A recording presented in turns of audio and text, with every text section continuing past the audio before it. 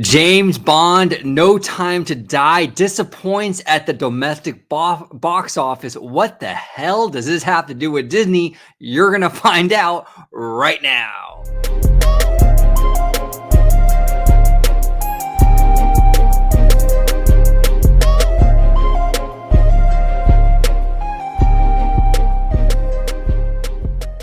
Thank y'all so much for tuning in to Orange Nerd. This is an Orange Nerd Quickie. Usually, I do a hour-long or more Orange Nerd show with my collaborator and good friend, Mr. Vash Sky, as well as my collaborator and also good friend, Mr. Disney Family Man 23. But today, I just want to kind of dive into a quick little subject that I found kind of interesting in light of the kind of underwhelming James Bond box office numbers. Now, Hollywood Reporter is saying this: No Time to Die succeeded in convincing many adults to show up at the box office for the first time since the pandy struck.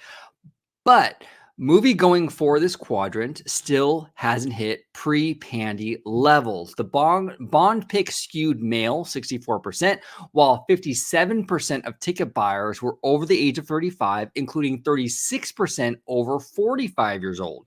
As a way of comparison, only 9% of ticket buyers going to see Venom: Let There Be Carnage on that film's opening weekend were 45 or older. Okay, so what I want to kind of address here, because there seems to be in fandom and just in even with politics, everything it's black or white. It's 0 or 10. There's never a gray area. And when it comes to day and date releases and theatrical exclusive windows and what have you, it's the same thing. It's either people are, day and date for every release or theatrical window for every single release. This James Bond opening weekend performance kind of shows that there is a gray area. There is fluidity to these kind of release windows and what have you. And what do I mean by that? And how does it relate to Disney? Okay, so Disney committed up until I think the end of the year to do theatrical exclusive windowing. 45 days typically is what they're going to do.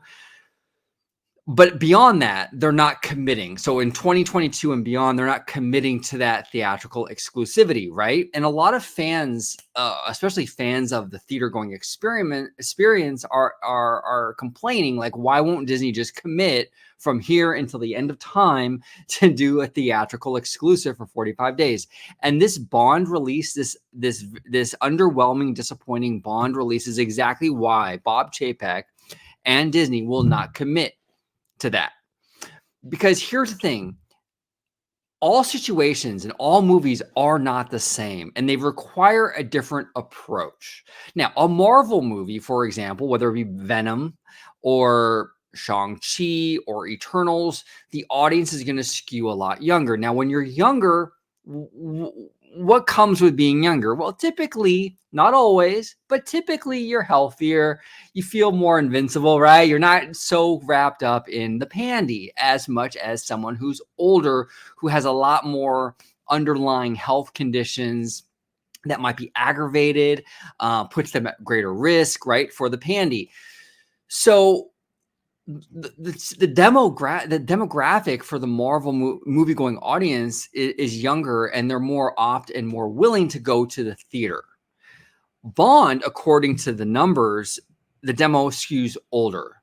Okay, so they're not as willing to go to the theater. While some might have done it for the first time for Bond, for the most part, a lot of them have hesitation going in. So would a day and date release for James Bond would it have been beneficial for this movie?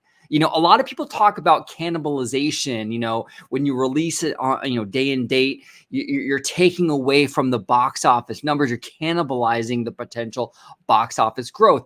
But what they don't account for is, what about the people that don't want to go to the theater because they're scared? They have a health condition and they don't want to go. If you offered that home release option, those people, instead of paying $0 because they won't go to the theater, will at least pay 15, 20, or 30 or whatever it is for that at-home, on-demand experience, right? So I think, in my humble opinion, I think if James Bond would have offered day and date, I think you would see much better numbers in regards to the box office receipts. I think that you would have had a lot of those older audiences that are not willing to go to the theater, but are still fans of the franchise that want to see this movie. It would have given them an option to stay home and watch the film. So instead of MGM getting $0 because that person doesn't want to go to the theater, now they're getting something from the home release. Yeah, maybe might not be as much as you would have got if that family would have went to the theater, but at least you're getting something. Something is better than zero, right? I think we can all agree on that. So this is exactly this is the future. And it's the future of fluidity. It's the future of flexibility, where these studios are going to make a case-by-case decision, really, as to what movie will perform well in the box office exclusively for 45 days. What movie might do better day and date? What movie might do better just going straight to the streaming platform? Okay, this is the future: fluidity, flexibility, and the James Bond movie really is a great example of that. I think it's a really great example of that. This movie, in my opinion, I think would have been far better had this movie, I think, in my opinion, would have done far better had there would have been that day and date release. So that's just my opinion. I know a lot of you might disagree with that. But what do you guys think? Would James Bond, because the audience skews older, have done better if that older audience would have had the option to see it from home? Would it not have made a difference? I would love to hear from you guys. Thank y'all so much for watching, and check out the Orange Nerd Show, please, when I usually do it for an hour with my good friends Vash Guy and Disney Family Man.